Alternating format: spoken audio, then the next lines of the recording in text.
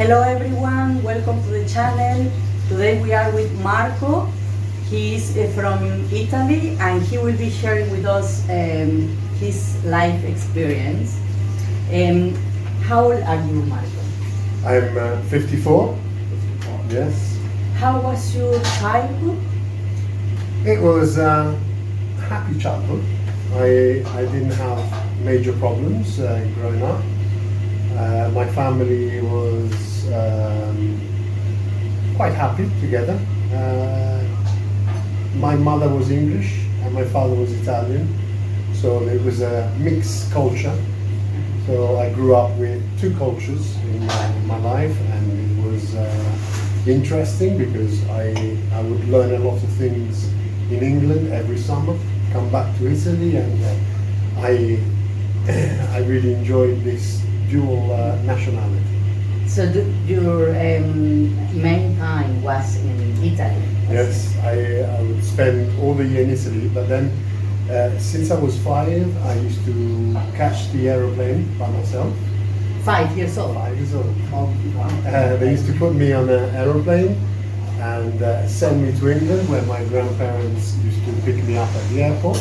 And I'd spend 3 months in England every summer. Every summer. What did you learn from that experience? Well, as for a kid, for a child, it was interesting to see how things were different from one culture to the other. In England, it was a lot of things came before Italy. At the time, there wasn't internet, so like all the music, all the new games, they were very well. They were new in England, and in Italy, I would go back, and I was, to my friends. I know this. I know this. Well, you'll hear this song in 2 or 3 months. It was interesting. Obviously, there was a lot of cultural differences, and everyone used to ask me, "What do you prefer? Do you prefer England or Italy?" And I always had the standard answer. I prefer England because it's clean, much cleaner, and Italy for the friends. That's where. How was your adolescence? My adolescence,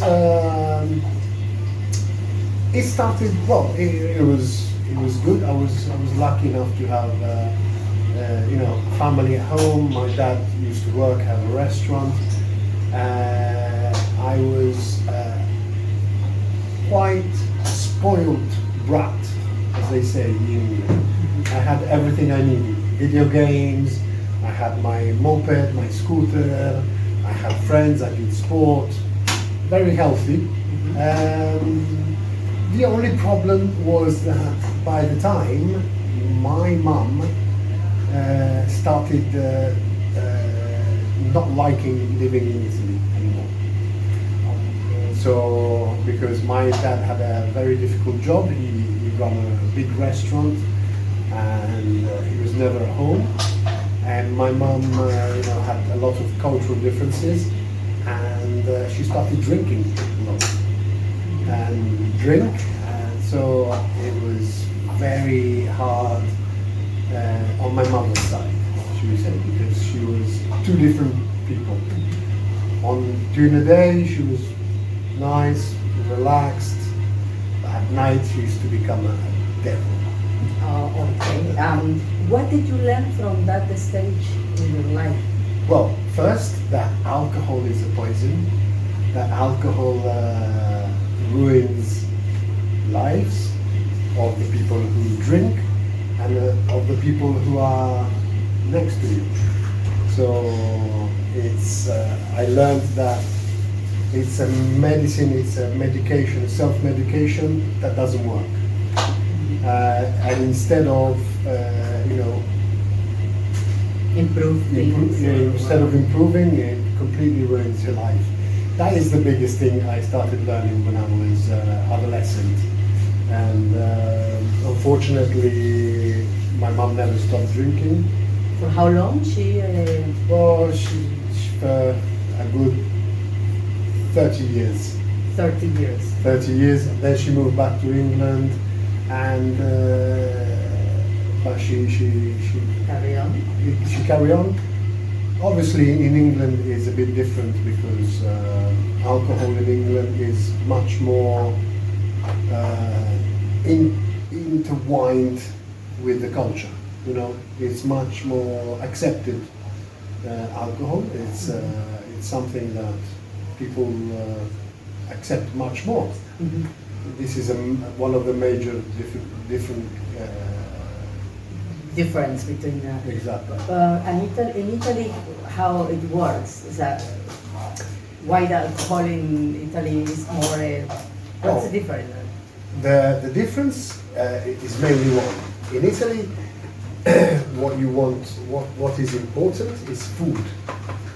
So you have wine, you have beer, but it always comes with food. Mm-hmm. It's very different than in England, where the aim of the day is, let's go and have a drink. In Italy, let's go and eat something. So if you use alcohol when you've got a full stomach, it's different. And in Italy, alcohol is something you want to enjoy for the quality as well. Mm-hmm. Whether in England you enjoy the effect of it. Yes. I think that's one of the main differences. So when your mom arrived here, it was worse or was part of. Well, when she moved to Italy when she was 18, and it was quite shocking for her because she found out straight away so many differences. And as I said, my father used to run restaurants, so he was never at home.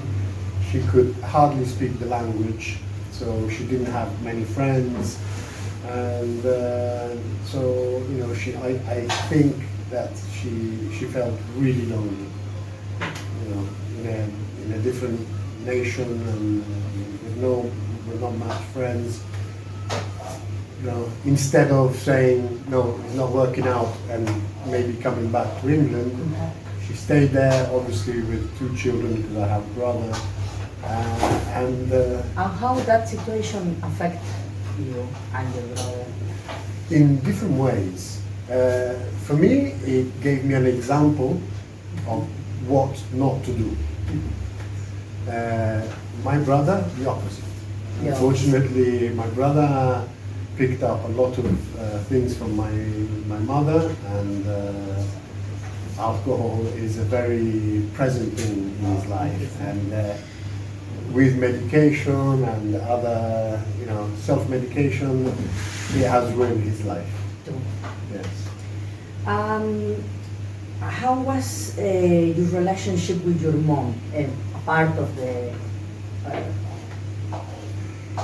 It was. I used to love my mother, but it was very difficult for me to forget the nastiness that was coming out when she had been drinking. So the morning she would try and be a good mother, but I remember what she did the evening before. She used to argue with my father a lot and violently, and stay up all night until 4 or 5 in the morning. And you know, I went to school by myself, so every morning I would wake up by myself, prepare everything for myself. And when I came back home, you could see that she was feeling a bit guilty. So I tend to not to have much of a relationship with her. Unfortunately, it wasn't the best relationship. So she was sick. I believe that alcoholism is considered a sickness. You know. And how was your relationship with your father? With my father, it was quite good, but as I said, he was never at home. 6 days a week he would be at the restaurant, and 1 day a week, it's the Tuesday, he was very tired because work a lot and then argue with my mother nearly every night. So I remember my father sleeping a lot during his only day off, and not much of a relationship when I was adolescent. It was I started to I had a mentor, which was my uncle in England.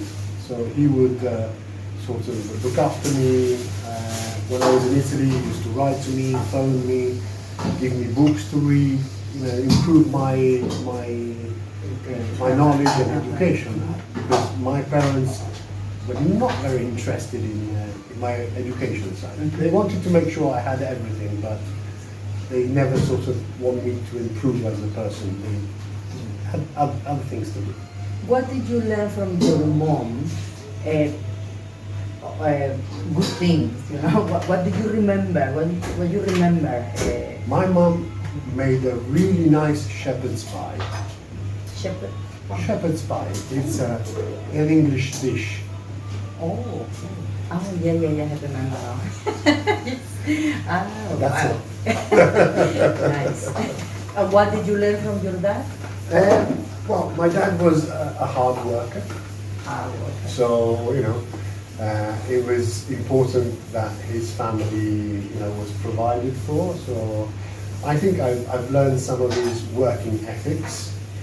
I've learned that your family comes before anything else. And running a business and a restaurant can be really hard on so many aspects. And he was a very fair employer.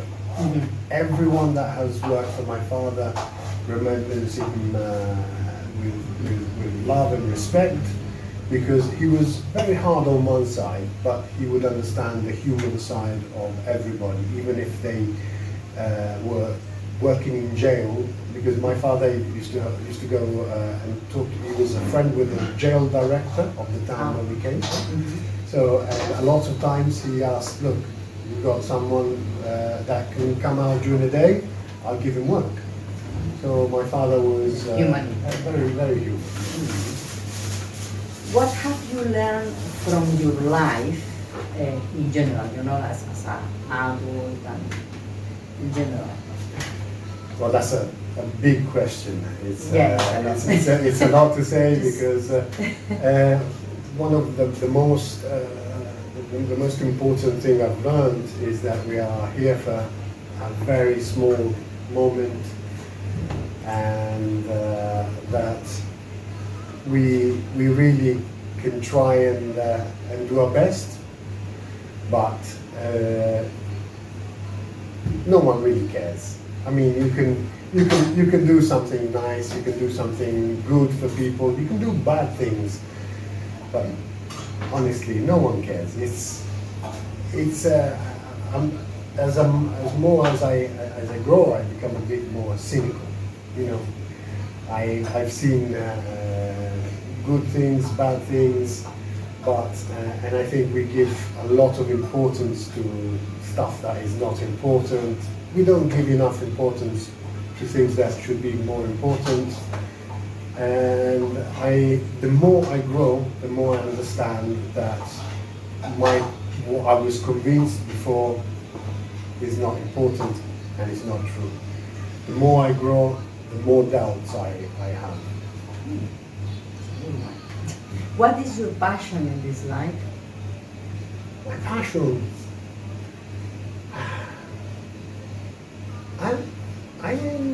I don't know.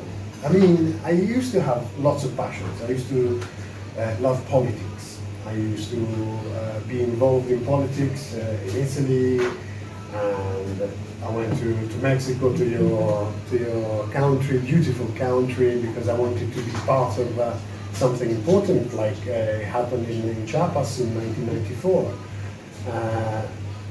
Socially, I was very engaged. That's sort of stopped now, because now I'd say that my passion is food, not eating, but even though I'm a big man, but I like preparing food. I like to research. I have beautiful books about food in the world. I like to know how people eat around the world and how they prepare food. And like Mexico, there's beautiful food. I remember pollo con mole with cocoa. And fantastic.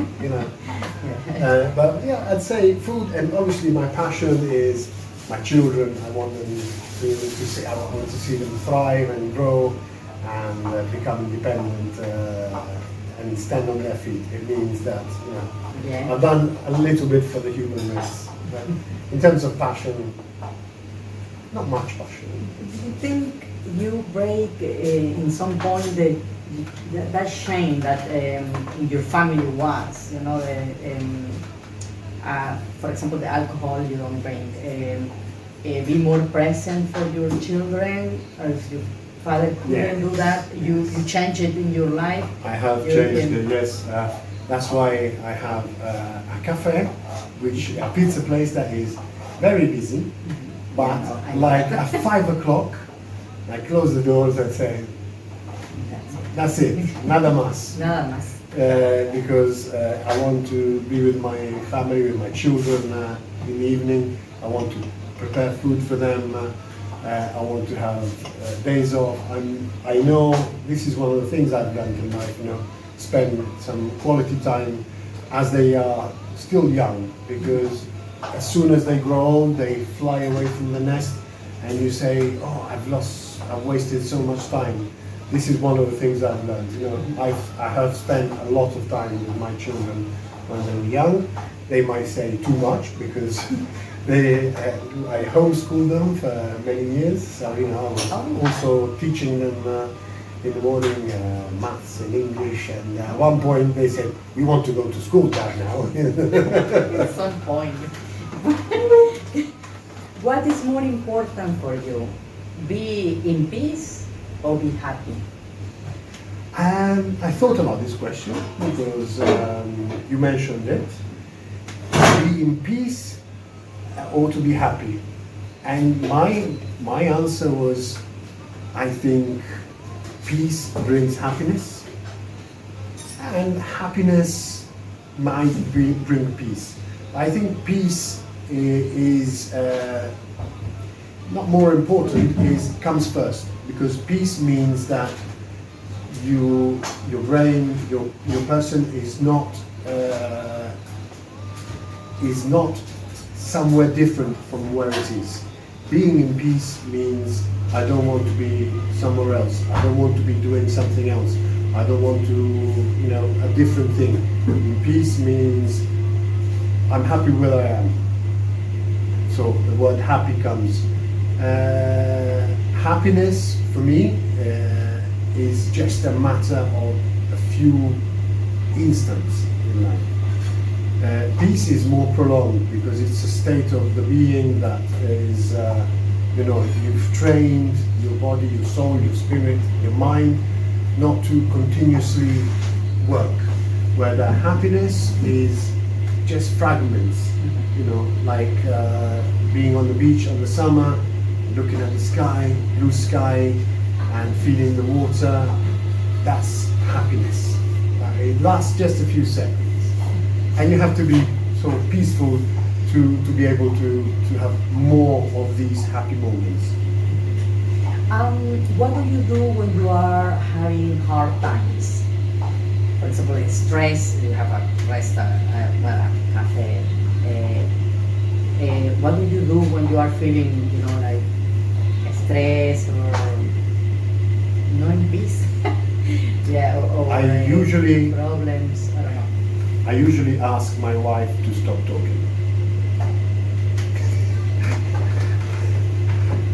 It's a joke, but I don't feel I'm not stressed anymore.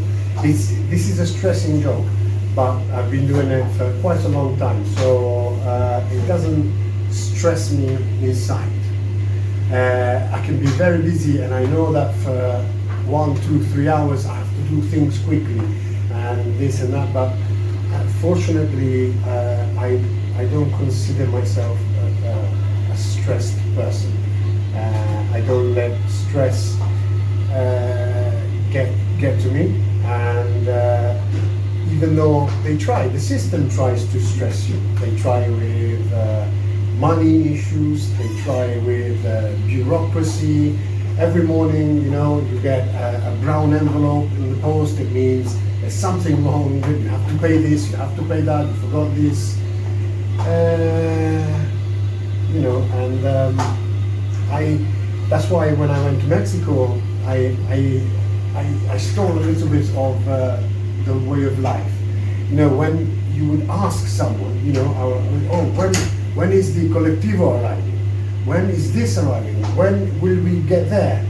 And the people there used to give me a beautiful answer. A saber. We don't know. I don't know. So, you know, you can train yourself not to be too stressed. And fortunately, stress for me now is much more controllable, because my father, who didn't manage to handle stress, died very young. He was 56 when he died. Because So he was all the time stressed, under stress or under pressure? yes. Okay. Yes, this is one of the things I learned from my dad. Well, I learned because I saw him do it, and try and not be too stressed, because stress is a killer. Did you have you been in sessions, psychology sessions, Yes. trying to, working with all those things that we come from the childhood or adolescence, and have you been in sessions? There was a Psychology? moment in my life where I was suffering a lot because something happened with my partner. I was 25, and the world for me completely collapsed. I fell in a black hole, and I couldn't get out of it. You know, so I tried many things. I went to a psychologist. I went to a psychiatrist, because at one point the psychologist wouldn't work, because my mind was so good at tricking me that I could talk to the psychologist in a way, and a lot of people in a way that they didn't have any answers for me, because I was giving myself the answers, and I was giving the answers that I knew that they would give me. So, you know, a lot of people at one point, you know, took distance from me.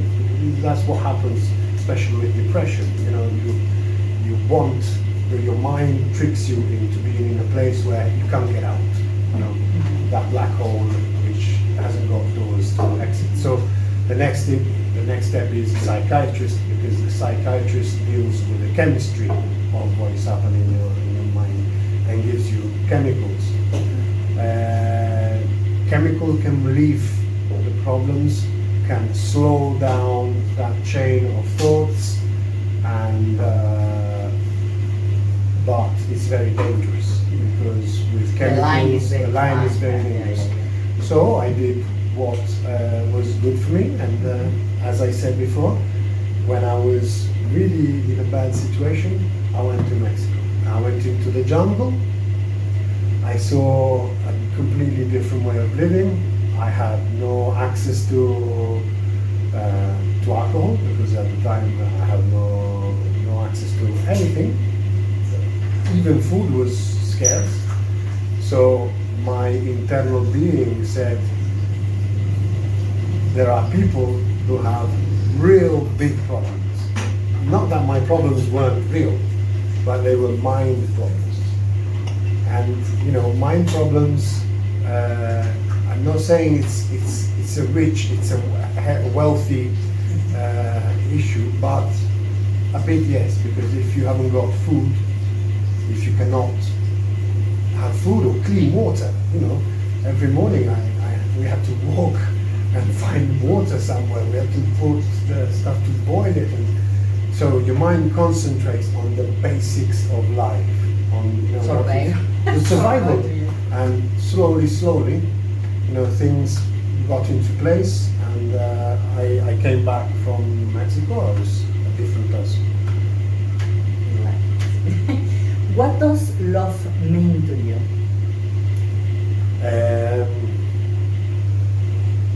Love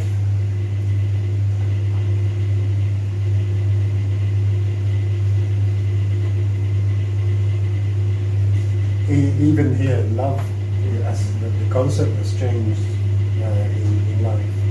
Before, it was linked to sentiments, it was linked to loving somebody. Obviously, you have the love you have for your family, for your parents, but then there's love for other people, the sentimental love. So it has changed forms in life.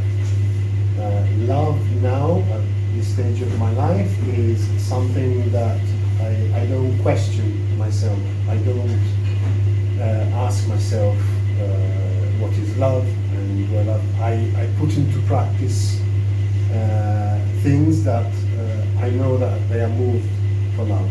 I work very hard. I wake up in the morning, I prepare food for my children.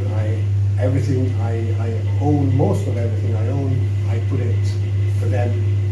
I have a wife that I love, and so for me, love is not a philosophical question that I ask myself anymore.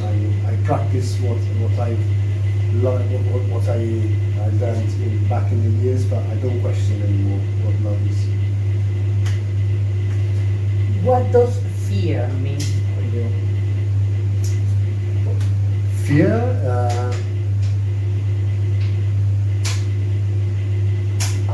I've always made a difference, well, not always, in the last 20 years. I don't fear anybody, but I fear things, situations. People, you can have fear for somebody, someone powerful, someone who wants to do something to you. For that, I don't feel any fear, meaning I am worried that they can do something bad to me. Fear, I have fear, obviously my self-preservation instinct says I have fear of falling sick and dying. I'm not going to be too nice about the fact that I am not fearful of dying, because I like living. I have enjoy the life. Yeah. I enjoy the life. I have fear of feeling sick and being a burden to someone. As my children grow a little bit, I have less fear that I can't provide for them, because as they grow old, they become independent, and I am not scared. I have no fear that they can't do things in life will happen with them. So, fear hasn't got much space in my life. The love and fear and all the things that I'm saying that I'm not really interested now. I think it's a good stage of my life, but it has a price.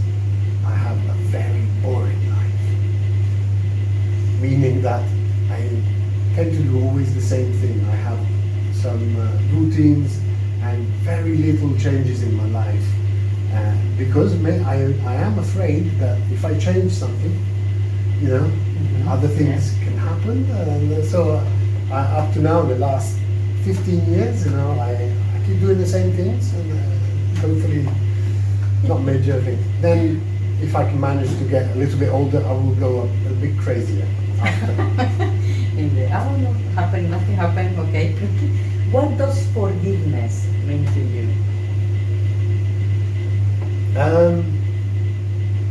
Forgiveness, it depends. It's related to what has been done to you.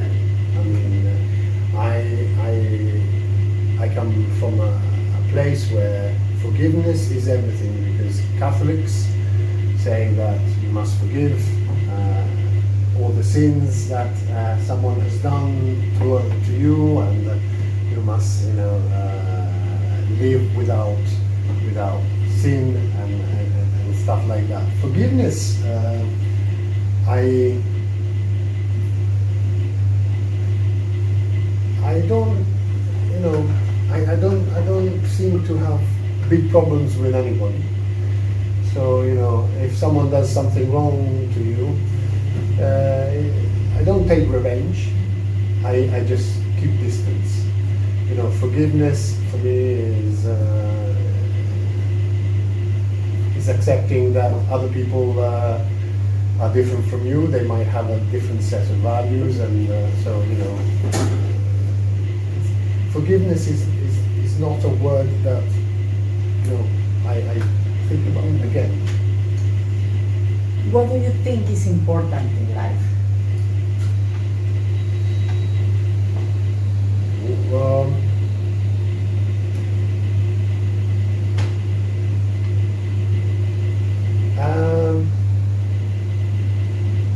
I don't know.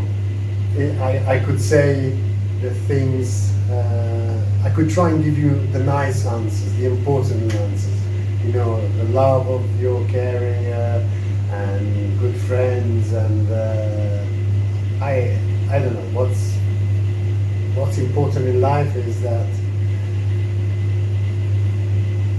you are healthy enough to go through life. Healthy enough to life. Because if you're healthy, you can go And do whatever. you can deal with anything. You can learn from disastrous situations. You can meet friends. You can make love. You can do so many things, because your body, the shell that we have, is giving you the chance of going through everything. Because everything passes. It's when you are, not healthy, that you have problems that are not your choice. That is, it's really hard. So I would say, being healthy enough to go through life. Thank you very much, Marco. Thank you. It was a pleasure to interview you, and hope you enjoyed this interview, and take whatever you need, and keep well, and see you in the next. Bye bye. Ciao.